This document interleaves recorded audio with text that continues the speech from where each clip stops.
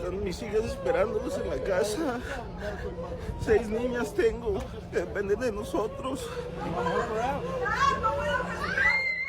What if one day you're just living your life, going to work, taking your kids to school, showing up to court because you were told to, and out of nowhere, you're grabbed, taken, no warning, no goodbye. This is not a movie. This is real life. Right here in America, ICE is out here pulling up like ghosts, snatching people from grocery stores, job sites, even courtrooms. People are being deported to places they haven't seen in decades or never even knew. And if you think this is just about immigrants, think again. Because what's happening is about power, about fear, and about the message they're sending to people who don't look like them. Let me show you what they don't want you to see. White House official Stephen Miller said it out loud earlier this week, in which he said he expects the administration and ICE to up its numbers of arrests and deportations to upwards of 3,000 arrests a day. That's certainly a number that President Trump has focused on. He said he wanted to see more numerous times in the beginning of his administration.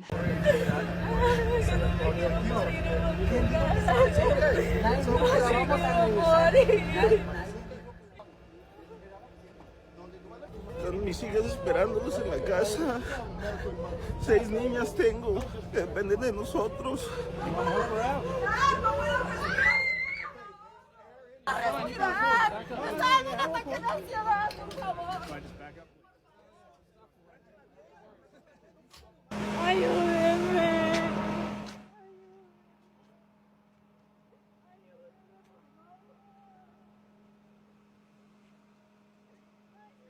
No vengan porque se los van a llevar a todos.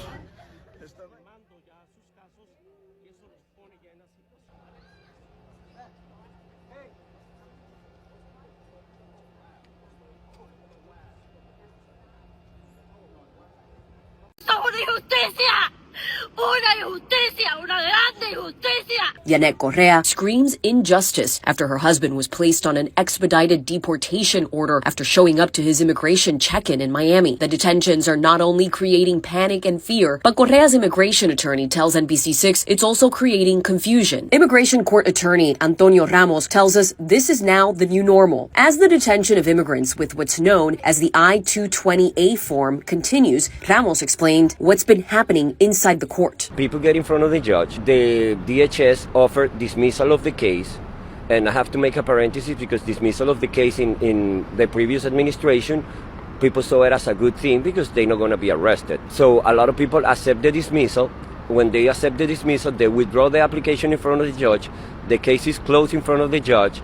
They are literally in a legal limbo, and they can be detained. Julissa Hernandez panicked when she saw that her husband's check-in took longer than expected. Her husband was eventually released, but now she's worried about what will happen to her when she shows up for her own immigration check-in next week. I want to speak to every individual that's watching today. But before I do that, I want to thank every organizer, every IPO member, every attorney, every neighbor, organizations like OCAT, ICER, Palenque, LSNA, who showed up today to protect our neighbors, who showed up today to protect our families. Thank you for putting your bodies on the line to make sure that we can keep families together. But to the individuals that are watching, don't let that fascist man that sits in the Oval Office convince you that he is only deporting criminals.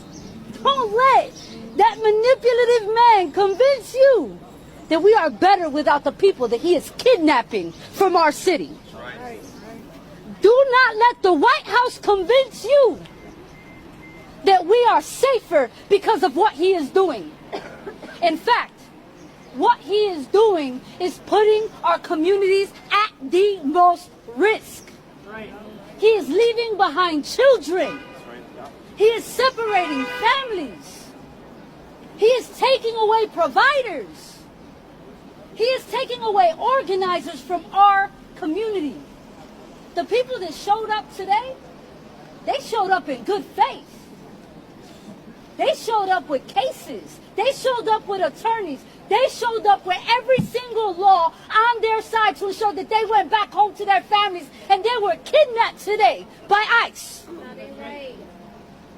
Do not let anyone else convince you otherwise. And for everyone who is watching who may know a neighbor or a relative, who may receive a text message to show up to an appointment that may have come from this nonprofit organization getting millions off kidnapping people. Shame on them. Shut it down. Remind them that they have elected officials who will ensure that we shut it down. Shut it down! That we will demand our mayor and every single department in the city of Chicago to find where they are renting, and we will shut them down. Shut it down! Because in the city of Chicago, there are elected officials who wish to keep you safe.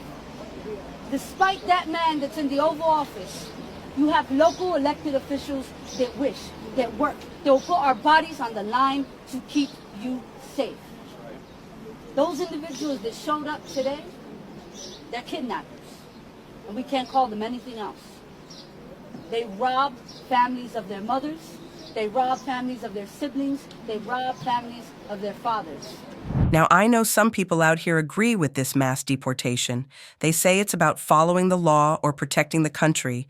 But let's be real, this ain't new. This is the same playbook they've used on us since day one, dragging our people out into the street, spraying us with fire hoses, calling us animals, dehumanizing us like we don't exist.